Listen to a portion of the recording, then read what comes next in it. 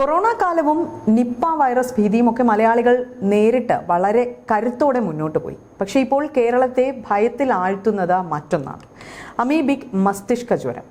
സംസ്ഥാനത്ത് അമീബിക് മസ്തിഷ്ക ജ്വര ബാധിതർ വർദ്ധിക്കുമ്പോഴും രോഗകാരണമാകുന്ന അമീബ ശരീരത്തിൽ പ്രവേശിക്കുന്നതിനെക്കുറിച്ച് ആരോഗ്യ വിദഗ്ധർ ഇപ്പോഴും ആശയക്കുഴപ്പത്തിലാണ്.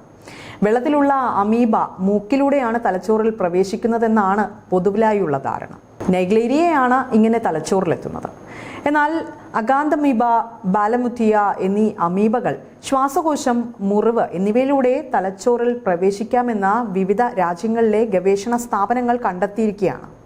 അമീബിക് മസ്തിഷ്ക ജ്വരം ബാധിച്ച തിരുവനന്തപുരം മെഡിക്കൽ കോളേജിൽ ഈയിടെ പ്രവേശിപ്പിച്ച 14 പേരിൽ 7 പേരിലും അഗാന്തമീബിയയുടെ സാന്നിധ്യം സ്ഥിരീകരിക്കുകയും ചെയ്തതാണ്. സാഹചര്യം ഇതായിരിക്കെ തന്നെ മൂക്കിലൂടെ മാത്രമാണ് രോഗം ബാധിക്കുന്നതെന്ന ഈയൊരു പ്രചരണം തെറ്റിദ്ധരിപ്പിക്കുന്നതാണ് എന്നാണ് വിദഗ്ധർ പറയുന്നത്.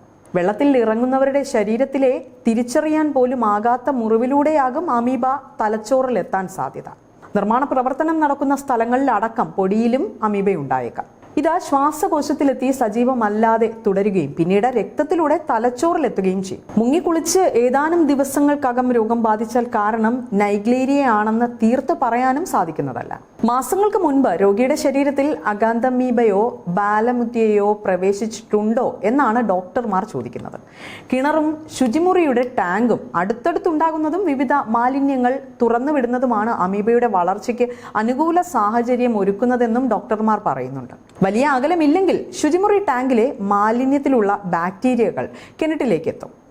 അമീബയുടെ ഇഷ്ടഭക്ഷണമാണ് ബാക്ടീരിയ. വീടുകളിലും സ്ഥാപനങ്ങളിലെയും മാലിന്യം ജലാശയങ്ങളിൽ തള്ളുന്നതും അമീബയുടെ വളർച്ച അതിവേഗത്തിലാക്കിയേക്കും. നീന്തൽ കുളങ്ങൾ ക്ലോറിനേറ്റ് ചെയ്യണമെന്നാണ് നിയമമെങ്കിലും മുടി കൊഴിച്ചിൽ, ചർമ്മം കറുക്കൽ തുടങ്ങിയ പ്രശ്നങ്ങൾ കാരണം പലയിടത്തും ക്ലോറിന് പകരം ഉപ്പാണ് ചിലർ ഉപയോഗിച്ചു വരുന്നത്.